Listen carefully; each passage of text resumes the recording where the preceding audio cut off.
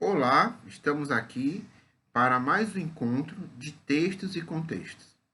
Desta vez vamos comentar dois textos que vão servir de norte para entendermos a atual situação do Brasil, que se caracteriza por uma emergência de mobilizações de massa minoritárias, né? Mobilizações de uma massa minoritária mais reacionária, né? Como os 300 de Brasília e as diversas manifestações que ocorrem aos domingos dos bolsonaristas, que são integradas por fascistas, das diversas correntes, monarquistas, né? Inclusive com bandeiras de movimentos fascistas estrangeiros, né? Como da Ucrânia e bandeiras nazistas. Além disso, há uma série de ameaças, né?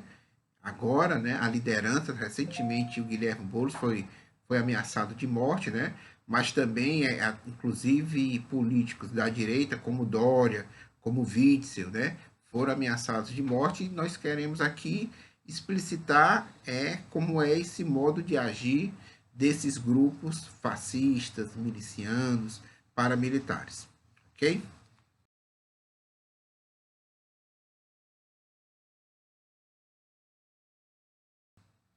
Vamos iniciar aqui com a citação desse texto aqui, que já é famoso, que é o Manual Antifascista, certo?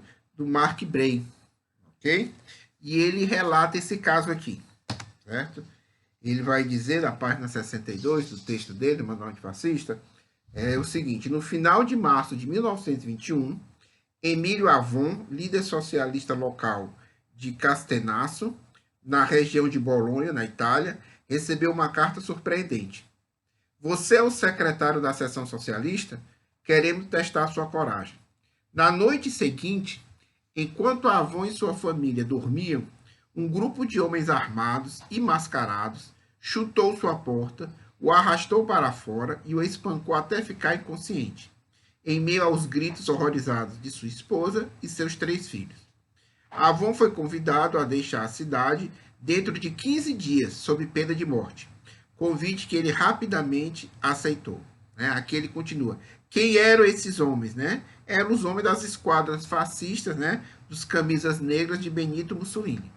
Okay? Quer dizer, como eles agiam como agiu em 1921, certo? O fascismo. Aqui temos uma obra clássica, que é a História da Internacional Comunista, de 1919 a 1943, do Pierre Brouet, certo? Grande historiador francês, e ele vai citando um militante italiano, certo? Ele vai descrever, certo? Como é que os fascistas agiam. Começa o texto do Ângelo Tasca, né? Citado pelo Pierre Brouet. No Vale do Pó, a cidade é, em geral, menos vermelha do que o campo, pois na cidade se encontram os senhores agrários, os oficiais das guarnições, os estudantes da universidade, os funcionários públicos, os rentistas, os profissionais liberais e os comerciantes. É nessas categorias que se recrutam os fascistas, e são elas que fornecem os quadros das primeiras esquadras armadas. Assim, a expedição punitiva parte quase sempre de um centro urbano e se irradia para o campo circundante. Montados em caminhões armados pela associação agrária ou pelas lojas dos regimentos, os camisas negras se dirigem para o lugar que é o alvo de sua expedição. Uma vez lá, começa-se a espancar com bastões todos que são encontrados nas ruas e que não se descobrem quando da passagem das bandeirolas, ou que usam uma gravata, um lenço ou um bustier vermelhos. Se alguém se revolta, se há um gesto de defesa, se um fascista é ferido ou um pouco atordoado, a punição se amplifica. Precipitam-se em direção à Bolsa do Trabalho, do sindicato, da cooperativa, da Casa do Povo, arrombam as portas, jogam nas ruas a mobília, livros, mercadorias e derramam galões de combustível.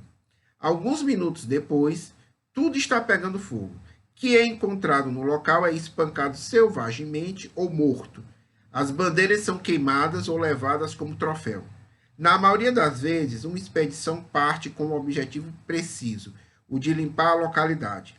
Os caminhões param, estão perante as sedes das organizações vermelhas e elas são destruídas. Grupos fascistas vão à procura dos chefes, prefeitos e conselheiros da comuna, secretário da liga, presidente da cooperativa. Obrigam-nos a se demitirem.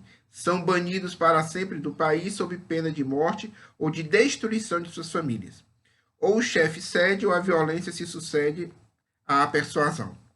Quase sempre se cede. Se não, quem não fala? Quem fala são os revólveres. Quando o dirigente local resiste, apesar de tudo, ele é suprimido. É morto sobre a soleira ou então se deixa levar e os fascistas lhe conduzem a um local onde é reencontrado morto, algumas vezes depois de lhe fazerem sofrer as piores torturas.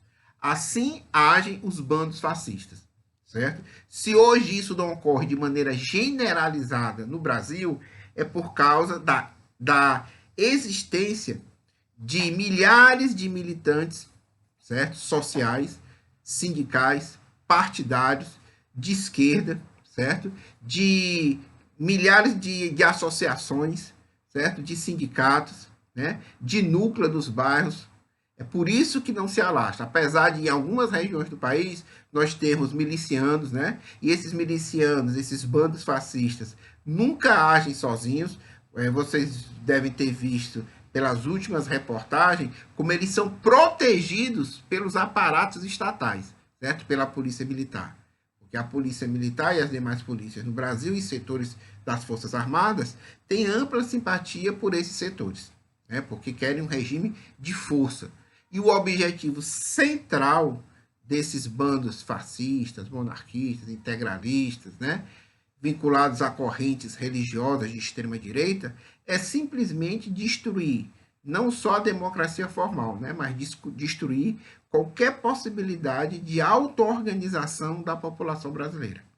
Então, de fato, hoje, quem está na linha de frente defendendo não só a democracia, mas as conquistas sociais, são as torcidas organizadas, são os setores antifascistas, são os sindicalistas, né, são os militantes partidários da esquerda.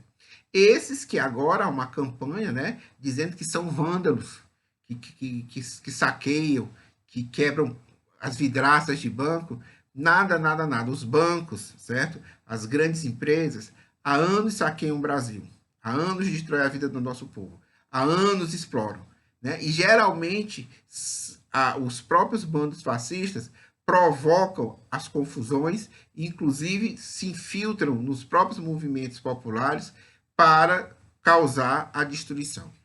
Então é nesse sentido que Textos em Contexto, né, a partir dessa experiência histórica do movimento fascista italiano, serve para ilustrar como é importante nós irmos para as ruas, nós nos mobilizarmos, né, para lutarmos, para travarmos uma frente única antifascista, né, uma frente única dos trabalhadores, das trabalhadoras, dos negros, das negras, né, dos LGBTs, dos indígenas, né, dos estudantes, para defender as conquistas históricas do povo brasileiro.